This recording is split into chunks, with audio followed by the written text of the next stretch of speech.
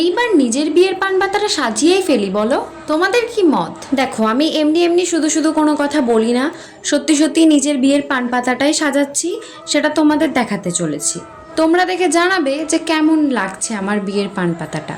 আরে না গো, তোমরা কি ভাবলে সত্যি সত্যি আমার বিয়ের পান পাতা? এটা আমার বান্ধবীর বিয়ের পান পাতা, সেটাকে আমি তৈরি করছি। তোমরাও যে কি সব ভাবো আমি বললাম আর তোমরা ভেবে ফেললে। যাই হোক, এর আগেও একটা পান পাতা করেছিলাম, এটা 2 নম্বর।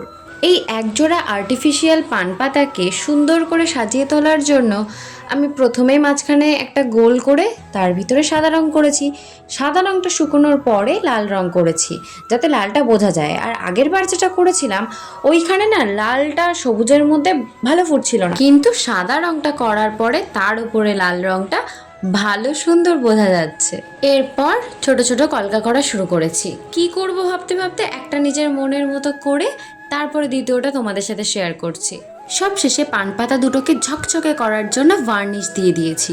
আচ্ছা, তোমরাও যদি আমার থেকে পান পাতা, গাছকৌটো, কুলো, দর্পণ, কুনকে, বিভিন্ন ধরনের পোর্ট্রেট, মাটির থালি সেট, যে কোনো জিনিস কাস্টমাইজ করাতে চাও তাহলে স্ক্রিনে দেওয়া নম্বরে হোয়াটসঅ্যাপ করবে। আর এই পান পাতা জোড়াটি কেমন লাগলো তোমাদের অবশ্যই কমেন্টে বলে যেও। সকলে সুস্থ থেকো, ভালো থেকো, আনন্দে থেকো। আজকের মতো টাটা, দেখা হচ্ছে পরবর্তী ভিডিওতে।